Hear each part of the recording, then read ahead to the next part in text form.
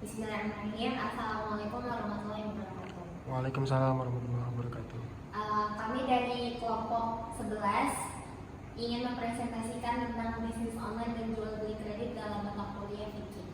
Saya Naya dan rekan saya Abdul Rahman Saputra. Di sini saya sebagai moderator akan memulai presentasi pada pagi hari ini. Oke, selanjutnya pengertian tentang jual beli online sendiri atau konsep dari jual beli online. Nah, transaksi secara online atau jual beli online merupakan transaksi pesanan dalam model bisnis era global tanpa bertatap muka secara langsung, dengan hanya melakukan transfer data lewat dunia maya dan atau data interchange via internet antara kedua belah pihak, yaitu penjual dan pembeli. Jadi sebenarnya jual beli online ini hampir sama dengan jual beli pada umumnya. Yang membedakan hanya kalau jual beli online itu mempermudah kita dalam transaksi, seperti kita tanpa bertatap muka begitu, menghemat waktu juga. Sedangkan kalau jual beli biasa itu perlu bertatap muka dan biasanya itu menggunakan transaksi tunai atau cash gitu, dengan uang fisik. Oke, mengenai bisnis online juga dikenal dengan istilah e-business atau e-commerce. E-business atau e-commerce adalah semua bentuk transaksi komersial yang menyangkut organisasi dan transmisi data yang generalisasikan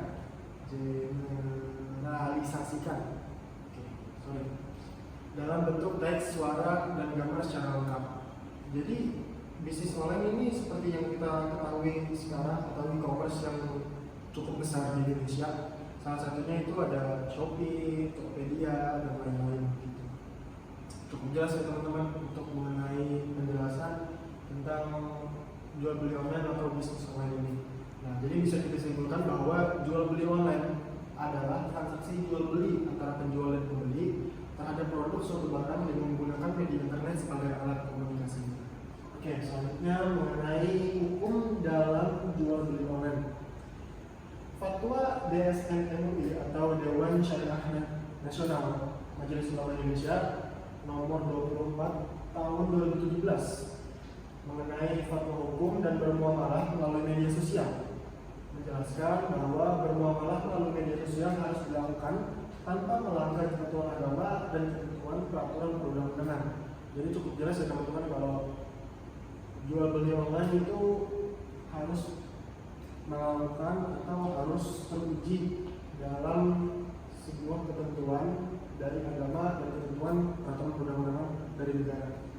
Nah, terdapat dua skema dalam jual beli online ini, skema hukum dari jual beli online ini. Yang pertama itu ada barang yang dibeli, dan yang kedua itu cara membelinya. Oke, yang pertama itu mengenai barang yang dibeli. Nah, dalam fatwa DSN MUI tentang salam atau jual beli online ini dijelaskan bahwa barang yang dibeli harus memenuhi syarat sebagai berikut. Jadi ada syarat-syarat tertentu dalam membeli barang dalam jual beli online. Nah, yang pertama itu harus jelas ciri-cirinya dan dapat diakui sebagai utang, harus dapat dijelaskan spesifikasinya. Penyerahannya dilakukan kemudian, waktu dan tempat penyerahan barang harus ditetapkan berdasarkan kesepakatan. Pembeli tidak boleh menjual barang sebelum menerimanya dan tidak boleh menukar barang kecuali dengan barang sejenis sesuai kesepakatan. Nah, yang kedua itu tentang barang yang dibeli. Yang kedua itu tentang bagaimana cara membelinya.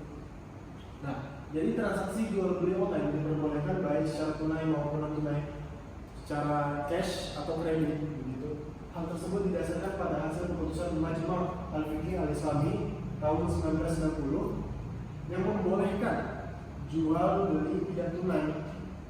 Jadi cukup jelas ya teman-teman, kalau pembayaran tunai atau non tunai itu diperbolehkan dalam jual beli online. Nah, fatwa yang lain atau fatwa dari MUI nomor 4 tahun 2000 tentang murabah. Nah, di situ juga terdapat hukum mengenai jual beli online. Dan juga terdapat hadis Nabi Muhammad SAW mengenai jual beli online, yang artinya dan kaum muslimin terikat dengan syarat-syarat mereka kecuali syarat yang mengharamkan yang halal atau menghalalkan yang haram. Hadis riwayat Tirmizi. Nah, jadi cukup jelas teman-teman mengenai dua penjelasan atau dua skema mengenai hukum jual beli online ini boleh dan akadnya sah. Sebagaimana pendapat ulama ahli fikih yang membolehkan transaksi antara penjual dan pembeli yang berbeda tempat. Hukum lain mengenai jual beli online ini terdapat juga pada Al-Quran dan hadis. Nah, yang pertama itu didasarkan pada Al-Quran surah An-Nisa ayat 29 yang artinya, hai orang-orang yang beriman, janganlah kamu saling memakan harta sesamamu dan harta sesamamu dengan jalan yang batil, kecuali dengan jalan perniagaan yang berlaku dengan suka sama suka di antara kamu. Dan janganlah kamu membunuh dirimu, sesungguhnya Allah adalah Maha Penyayang. Dan juga dalam hadis riwayat Bukhari dari Ibnu Abbas, Nabi bersabda, barang siapa melakukan salaf atau salah, hendaknya ia melakukan dengan takaran yang jelas dan timbangan yang jelas untuk jaga waktu yang kita hadis Bukhari, Sahih Al-Bukhari. Oke, jadi bisa diketahui kalau hukum dari jual beli online ini sah ya teman-teman, boleh karena sudah dijelaskan dalam Al-Quran dan hadis dan juga fatwa MUI, hukum-hukum dan lain gitu. Jadi jual beli online itu hukumnya sah dan sesuai akad, begitu juga dengan syarat-syarat yang harus dilakukan. Nah, jadi di dalam jual beli online itu juga terdapat rukun-rukun, terus ada 3 rukun yang harus kita taati sebagai syarat transaksi jual beli online. Yang pertama itu ada orang berangkat atau al-muta'aqidain atau ada penjual dan pembeli. Terus yang kedua ada sigot, yaitu lafal ijab qabul.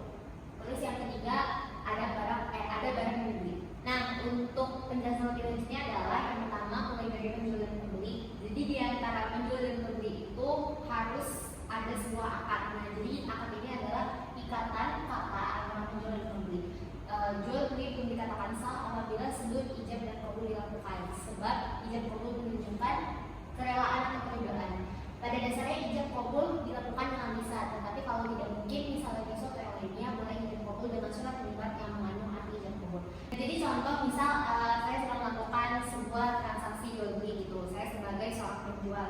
Nah, biasanya kan di dalam jual beli, apalagi ketika di pasar tradisional gitu kan ada yang namanya tawar menawar gitu. Nah, jadi misal saya jual ini, misal saya jual cabai seharga misal sekilo 10.000 misal. Terus habis itu, tapi menurut pembeli itu kemahalan gitu ya, diturunin terus sampai ada kesepakatan yang keduanya sama-sama ikhlas, sama-sama ridho, baru itu bisa dikatakan sebagai akad yang sah.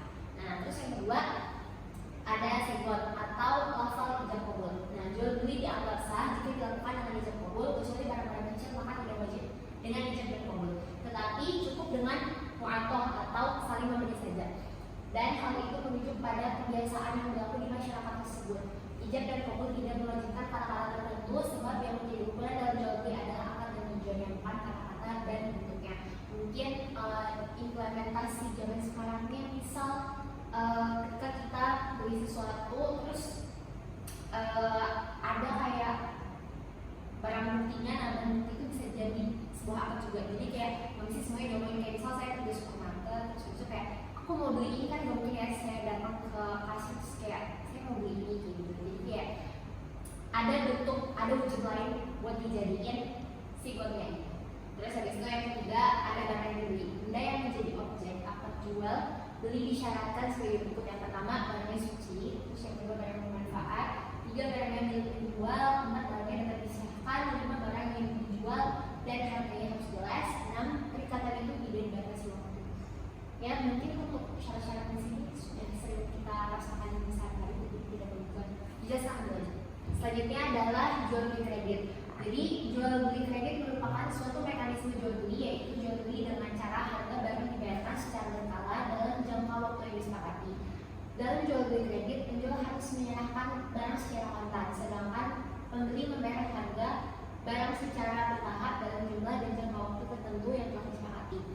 Nah, harga yang disepakati dalam jual beli kredit yang lazim berlaku adalah harga jual lebih tinggi dari harga pasar yang sebenarnya.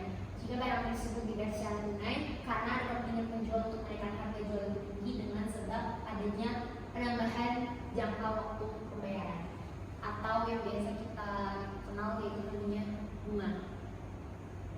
Nah, terus habis itu, jadi ada ketentuan-ketentuan dalam jual beli kredit. Antara lain adalah yang pertama, adanya kesepakatan antara penjual dan pembeli tentang harga kredit dan jangka waktu pembayaran. Dan yang kedua adalah penjual dan pembeli harus menentukan akad jual beli dan mekanisme yang ditawarkan, yaitu tunai atau kredit. Nah, sekarang bagaimana para ulama menetapkan hukum jual beli kredit? Jadi, 4 ulama mazhab dan mayoritas ulama fikih kontemporer mengakui keabsahan praktek jual beli kredit dengan harga jual lebih tinggi dari harga tunai. Di antara landasan syariah yang dijadikan dasar memperbolehkan praktek akad jual beli kredit adalah sebagai berikut. Yang pertama, hukum asal dalam muamalah adalah mubah, kecuali pendapat Naswahi dan Shorih yang melarang dan mengharamkannya.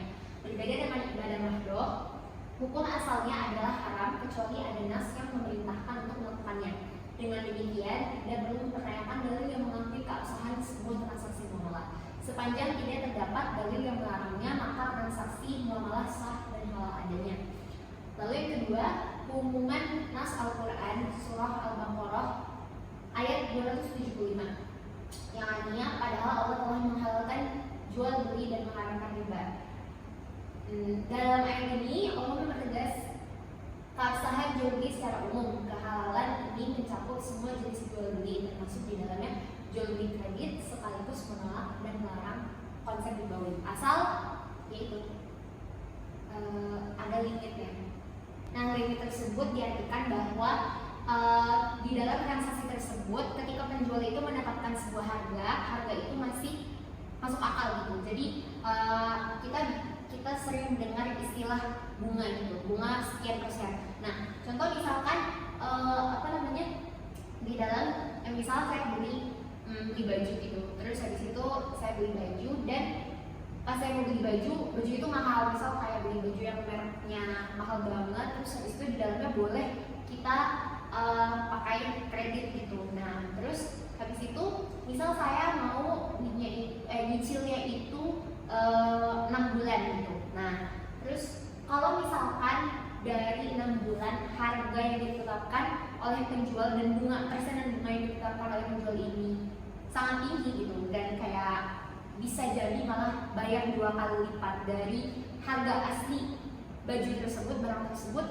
Nah, maka itu jadi haram kayak gitu. Tapi sebaliknya lagi, kalau misalkan persenannya masih kecil gitu, itu masih bisa dikatakan boleh gitu.